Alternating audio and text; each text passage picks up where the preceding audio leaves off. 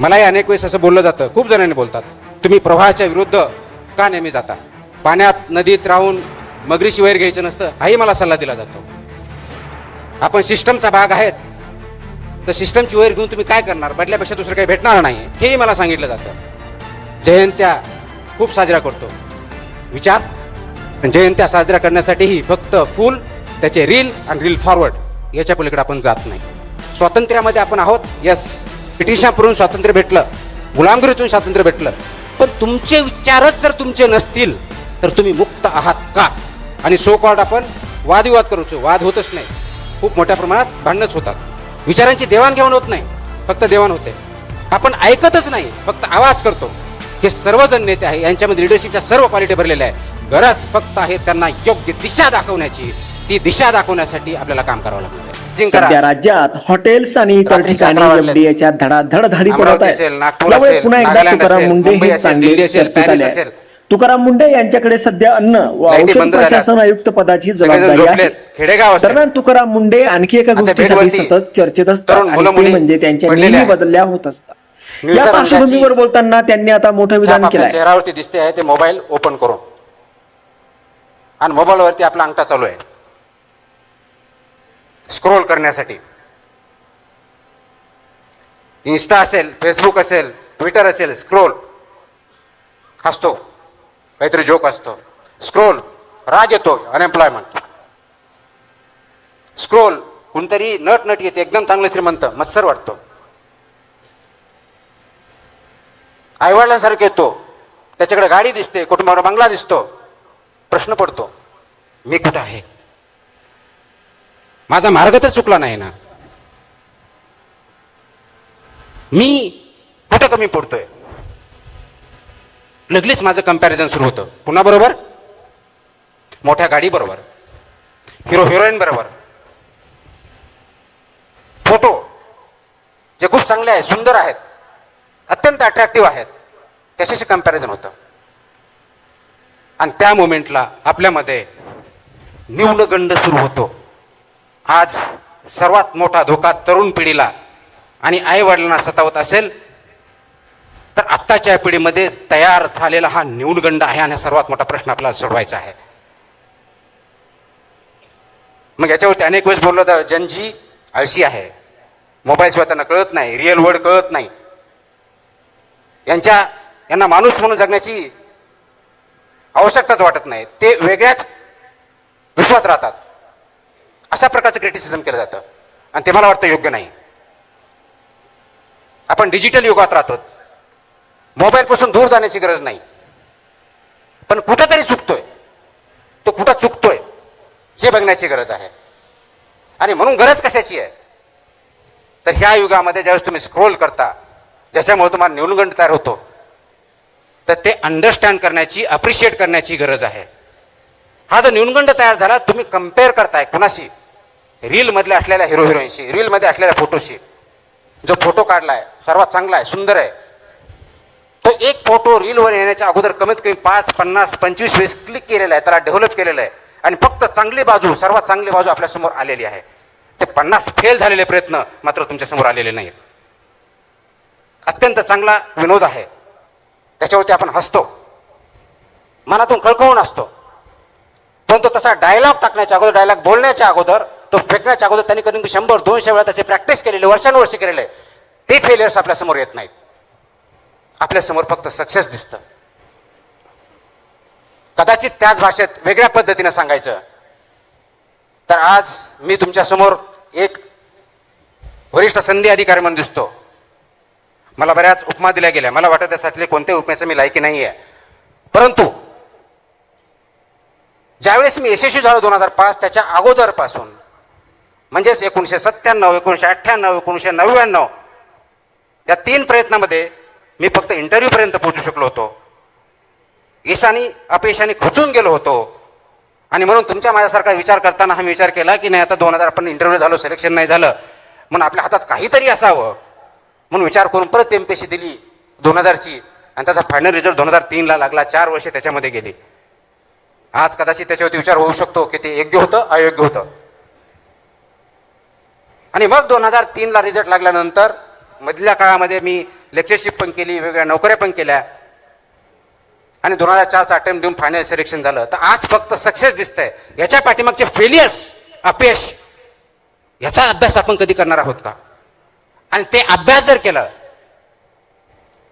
कारण आज कदाचित माझा फोटो तुमच्या समोर येत असेल, तुम्ही बघण्याचा प्रयत्न करत असेल, मीडिया छापत असेल, काही व्यक्ती बोलत असतील, कुणी चांगलं बोलत असेल, कुणी वाईट बोलत असेल, तर यश याच्या अगोदर अपयश यायलाच पाहिजे याची गॅरंटी नाही, आवश्यकता नाहीये. पण अपयश आलं आणि तुम्ही जर माझ्याशी कम्पेअर करायला लागले, त्या हिरोईनशी कम्पेअर करायला लागले, बिलियनरशी कम्पेअर करायला लागले आणि तो न्यूनगंड आला आणि त्या न्यूनगंडावरून आपण चुकीचे निर्णय घेतले,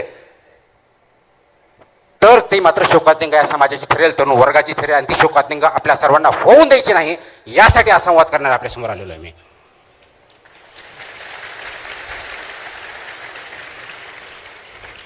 आता ही शोकांतिका का होऊ द्यायची नाही? कारण जगामध्ये जर बघितलं तर जनजी ज्याला म्हणतो आपण, सर्वसाधारणपणे 1997 ते 2012 ह्या काळात जन्मला आलेले हे सर्वजण अत्यंत तरुण आहेत. जगामधला सर्वात जास्त तरुण पिढी भारतामध्ये आहे आणि जगातली सर्वात मोठी संपत्ती आता कोणती असेल ते तरुण.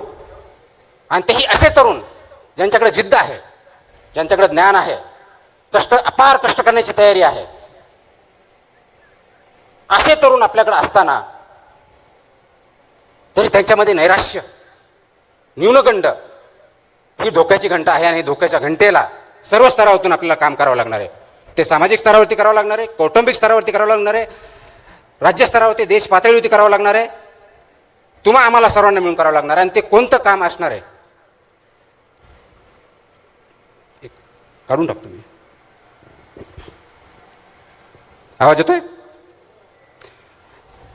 हे जर करायचं असेल तर आपल्याला याच्यामधला विचार समजून घ्यावा लागेल. ही जी नवीन पिढी आहे याला जुन्या रूढी परंपरा मान्य नाहीत. आपल्या काळात आई वडिलांनी सांगितलं उभं राहायचं, त्यांनी म्हणलं हे योग्य, ते मान्य करायचं, त्यांनी सांगितलं हे योग्य, मान्य करायचं. आजच्या तरुण पिढीला, विशेष करून जनजीला हे मान्य नाही आणि त्याचं चुकीचं काहीच नाही. कारण आपण वास्तववादी असलं पाहिजे. डिजिटल युगामुळे जगातल्या चांगल्या वाईट सर्व गोष्टी आपल्यासमोर आहेत. त्याच्यातल्या चांगल्या गोष्टीला प्रवृत्त करणं, चांगल्या गोष्टी अडॉप्ट करणं आणि वाईट गोष्टीपासून दूर ठेवणं हे आपलं कर्तव्य असणार आहे. आणि या तरुण पिढीला हायरार्की मान्य नाही आहे, उतरण मान्य नाही आहे, तो अमुक एक नेता म्हणून मला मान्य नाही. हे सर्वजण नेते आहे, यांच्यामध्ये लिडरशिपच्या सर्व क्वालिटी भरलेल्या आहे. गरज फक्त आहे त्यांना योग्य दिशा दाखवण्याची. ती दिशा दाखवण्यासाठी आपल्याला काम करावं लागणार आहे. आणि म्हणून आज जी दशा आपण बघतोय, दशातून दिशाकडे कसं जायचं, आणि ही जर दिशा आपण दाखवू शकलो तर जगाला आपण दिशा दाखवून जगामध्ये आपली सार्वभौम सत्तेसारखं जगातला सर्वात पॉवरफुल राष्ट्र बनवायला जास्त वेळ लागणार नाहीये. आणि ते करण्यासाठी दिशा कशी द्यायची? कुणी म्हणेल आम्हाला नोकऱ्या भेटत नाहीत. अग्रीड, नोकरीसाठी प्रयत्न केलेच पाहिजेत. नोकरीसाठी प्रयत्न करताना, कारण नोकरी भेटली म्हणजे फक्त तुम्हाला पगार भेटत नाही, त्या पगारावर तुम्हाला प्रतिष्ठा पण भेटते, स्टॅबिलिटी पण येते, विचार पण येतात. आणि सर्वात महत्त्वाचं त्या नोकरीच्या माध्यमातून असेल तुम्ही समाजाला कॉन्ट्रीब्यूट करणं, तुमच्या हातून चांगलं काहीतरी घडणं हे अपेक्षित असतं. त्यासाठी नोकरी आवश्यक असते. परंतु फक्त नोकरी एवढ्या पुरतं पाठिंबा न लागता नोकरी मागण्याबरोबरच नोकरी देणारे पण तयार होणं गरजेचं आहे. कारण ते सरकारी नोकरी असेल का प्रायव्हेटमध्ये, त्याला लिमिटेशन्स आहेत. म्हणून उद्योजक पण बनवावे लागतील. पण सर्वजण उद्योजक बनवू शकत नाहीत. काही जणांना शास्त्रज्ञ पण बनावं लागेल, काहींना शिक्षक बनावं लागेल, डॉक्टर बनावं लागेल, इंजिनियर्स बनावं लागेल. वेगवेगळ्या क्षेत्रामध्ये संधी आहेत. परंतु सर्वात महत्त्वाची जी गोष्ट आहे ती फक्त नोकरी देणं किंवा नोकरी तयार करणं एवढी नाही, तर समाजामध्ये विचार करण्याची प्रवृत्ती जोपासावी लागेल आणि वाढवावी लागेल. कारण आज फास्ट फॉरवर्ड स्क्रोलिंग, व्हॉट्सअप आलं की पुढे फॉरवर्ड करणं, या युगामध्ये आपण विचार करण्याचं थांबवलं आहे. तर विचार जो थांबवला आहे त्याला थांबवून विचार करण्याची प्रवृत्ती वाढीस घालावी लागेल. त्यासाठी आज आपल्याला विचार मंथन करावं लागेल आणि ते आपण सर्वांमध्ये बिंबवणं गरजेचं आहे.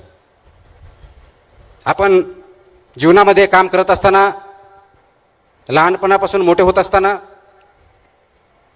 आईवडिलांबरोबर इंटरॅक्शन करतो, समाजामध्ये वावरतो, मित्रांबरोबर चर्चा करतो. दिवसभरातले 24 तास जे असतात ते कोणत्या ना कोणत्या कार्यामध्ये आपण मग्न असतो. ते काम असतं की नसतं भाग वेगळा, मग्न असतो. एक स्टडी आहे, त्या स्टडीमध्ये असं सांगितलं की इंडियामधला तरुण सर्वसाधारणपणे दिवसातले 7 ते 9 तास हा स्क्रीनवरती घालतो. 7 ते 9 तास. आता 7 ते 9 तास ज्यावेळेस स्क्रीनवरती घालतो, त्या स्क्रीनवरती एक स्क्रोल केल्यानंतर, एक अंगठाने एका बोटाने तुम्ही एक स्क्रोल केल्यानंतर किंवा फॉरवर्ड केल्यानंतर विचार करतो का की आज ज्या जोकवरती मी हसलोय त्याचा अल्गोरिदम ऑलरेडी तिथं टिपलं जात आहे. ज्या फोटोवरती मी नॉट लाईक म्हटलंय तो परत आपल्यासमोर येणार नाही आहे. ज्याच्यावरती मी टीका केली आहे ते रील्स मला परत भेटणार नाही आहेत. ज्याला मी लाईक केलंय ते सर्व माझ्यासमोर येणार आहेत. आणि हे 2-3 दिवस झालं की आपल्या मोबाईलवर फक्त आणि फक्त आपल्याला जे आवडतं तेच रील्स यायला, बातम्या यायला, स्क्रोल्स यायला चालू होते. आणि मग आपण स्वमग्न होतो त्याच्यामध्ये. 2 तासाचे 4 तास, 4 तासाचे 9 तास, 9चे 12 तास काय होतात कळत नाही. मोबाईल तुम्ही वापरत आहात का तुम्हाला मोबाईल वापरतोय, हा खरा प्रश्न आज आहे. स्क्रीन तुम्ही चालवत आहात का स्क्रीनच तुम्हाला चालवते, याच्यावरती विचार करण्याची, थांबण्याची गरज आज आपल्या सर्वांमध्ये आलेली आहे. मला वाटतं तो जर विचार आपण केला तर अनेक प्रश्न गुंतागुंतीचे जे आपल्याला वाटतात ते सरसकट सुटू शकतात. आणि म्हणून यामुळे काय झालं, मला जे आवडतं ते मी ऐकतो, मला जे आवडत नाही ते माझे शत्रू होतात. विचार वैविध्य होत नाही. लगेच तंटे, भांडणं व्हायला सुरुवात होतात. ज्यावेळेस विचार असतो त्यामध्ये विविधता असते. मला जे आवडतं त्याच्या व्यतिरिक्त कोणीही बोलला तो माझा शत्रू, मित्र दूरचा शत्रू, वादविवाद पण नाही. आणि आज आपण जर जगाचा इतिहास बघितला, अगदी शेकडो वर्षाचा बघितला, प्रत्येक वेळेस, प्रत्येक शतकात वॉर झालेले आहेत. कधी दगडाने झाले, कधी तलवारीने झाले, कधी बॉम्बगोळ्याने झाले, वर्ल्ड वॉर झाले, केमिकलचे वॉर झाले. आत्ताही जगामध्ये काही ठिकाणी वॉर्स चालू आहेत. पण आज सर्वात मोठं अस्त्र आणि शस्त्र आपल्याकडे जर असेल जगामध्ये आणि ते वापरलं जात असेल युद्धाच्या भूमीवरती, तर ते विचारांचं शस्त्र आहे. आणि तो विचार ह्या रील्सच्या माध्यमातून, अल्गोरिदमच्या माध्यमातून तुमच्यापर्यंत पोहोचवला जातोय. तुमचा डोपामाइन इन्क्रीज केला जातोय. आणि हे सगळं अल्गोरिदम सिलिकॉन व्हॅलीमध्ये ज्या कंपन्या बनवतात त्यांना 100% माहिती आहे. आणि त्या अनुषंगानेच हे अल्गोरिदम बनवलेलं आहे, ह्या रील्स बनवलेल्या आहेत. आणि त्याचा बळी तुम्ही आणि मी, आणि विशेष करून भारतासारखा देश ज्या ठिकाणी सर्वात जास्त तरुण मंडळी आहेत त्या ठिकाणी होतोय. आपण गुलामगिरीच्या बद्दल बोलतो, मला स्वातंत्र्य आहे म्हणतो. स्वातंत्र्यामध्ये आपण आहोत, यस. ब्रिटिशांकडून स्वातंत्र्य भेटलं, गुलामगिरीतून स्वातंत्र्य भेटलं. पण तुमचे विचारच जर तुमचे नसतील तर तुम्ही मुक्त आहात का? का एका गुलामगिरीतून जाऊन, फिजिकल कष्टाच्या गुलामगिरीतून जाऊन विचारांच्या गुलामगिरीत तुम्ही आणि मी गुरफटले गेलोत का? याच्यावरती विचार करणं आणि कार्य करण्याची वेळ आलेली आहे. आणि ती आपण स्वतःहून ओढून घेतलेली आहे. त्यावरतीच आपल्याला सर्वांना काम करायचंय, जागं व्हायचंय, जागं करायचंय. आणि म्हणून अल्गोरिदम जे आपल्याला आवडतं तेवढंच न बघता, फक्त माहिती न घेता, फक्त नॉलेज न घेता, इथंच विवेक जागा करायचा आहे, इथंच विवेकवादी विचार करायचा आहे. इथं थोडं थांबायचं आहे, पॉज घ्यायचा आहे. मी अनेक वेळेस बोलतो, पॉज घ्या. जो प्रवाह चाललाय, रील्स असेल, आपण जीवन चालत असू, घरामध्ये वागत असू, आणि सो कॉल्ड आपण वादविवाद करूचो, वाद होतच नाहीत, खूप मोठ्या प्रमाणात भांडणच होतात. विचारांची देवाणघेवाण होत नाही, फक्त देवाण होते. आपण ऐकतच नाही, फक्त आवाज करतो. ऐकण्याची सवय नाही राहिलेली. का? मला तेच बघायचे, तेच ऐकायचे, तेच करायचे जे मला आवडतं. त्या गुलामगिरीत आपण जर फसलो आहोत तर त्याच्यातून बाहेर येण्यासाठी एकमेव मार्ग ज्ञानाच्या पलीकडे जाऊन, तो मशीनमध्ये नाही आहे, तो अल्गोरिदममध्ये नाही आहे, तो AI मध्ये नाही आहे, आणि तो म्हणजे फक्त आणि फक्त विवेक हा आहे. आणि ते विवेकाची कास घेणं, कास धरणं आणि त्याच्यावरती चालणं ही अत्यंत महत्त्वाची गोष्ट आहे. महाराष्ट्र राज्याला खूप मोठा इतिहास आहे. या महाराष्ट्र राज्यामध्ये ज्यावेळी इतिहासाच्या बाबतीत बोलतो, संत परंपरा लाभलेली आहे, संतांचे विचार लाभलेले आहेत, खूप मोठ्या प्रमाणात समाजसुधारक होऊन गेलेले आहे. जगाला त्यांनी मार्ग दाखवला. महात्मा ज्योतिबा फुले, सावित्रीबाई फुले, शाहू महाराज, छत्रपती शिवाजी महाराज, डॉक्टर बाबासाहेब आंबेडकर, कित्येक नाव आपण घेऊ शकतो. त्यांनी समाजामधल्या वेगवेगळ्या प्रतिष्ठा, चुकीच्या गोष्टी याच्या विरुद्ध काम केलं, विचार मांडले, त्याच्यासाठी शक्य अशक्यप्राय सगळ्या गोष्टी सहन केल्या, आणि आज आपण त्यांच्यामुळे पुढे आहोत. परंतु त्यांनी दाखवलेल्या मार्गावरती आपण चालत आहोत का, हा विचार करण्याची वेळ तुमच्या माझ्यावरती आलेली आहे. गुलामगिरीचं आसूड हे पुस्तक वाचलं, किंवा डॉक्टर बाबासाहेब आंबेडकरांचे अनाहिलेशन ऑफ कास्ट वाचलं, किंवा शिवाजी महाराजांचं स्वराज्याचं स्वप्न बघितलं, महात्मा गांधींचं अहिंसा सत्य हे प्रिन्सिपल जर बघितले, याच्या किती प्रिन्सिपल्स होती, तत्वावरती आपण वाटचाल करत आहोत, हा प्रश्न प्रत्येकाने स्वतःला विचारायचा आहे. जयंत्या खूप साजरा करतो, विचार, कारण जयंत्या साजरा करण्यासाठीही फक्त फूल, त्याचे रील आणि रील फॉरवर्ड याच्या पलीकडे आपण जात नाही. पण त्यांचे विचार आचरणासाठी आपण काय करतोय, हा खरा प्रश्न आहे. आणि ह्या विवेकवादी होण्यासाठी आपल्याला थोडं थांबावं लागेल. आपला जो फ्लो चाललाय त्याला स्लो करावा लागेल. मलाही अनेक वेळेस असं बोललं जातं, खूप जणांनी बोलतात आणि चांगल्या भावनेतून बोलतात, तुम्ही प्रवाहाच्या विरुद्ध का नेहमी जाता? पाण्यात नदीत राहून मगरीशी वैर घ्यायचं नसतं, हाही मला सल्ला दिला जातो.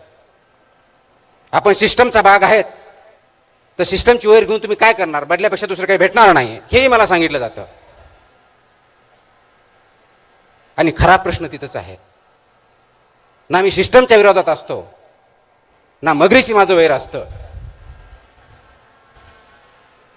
ना मला कुणाविरुद्ध काही भांडण करायचं असतं.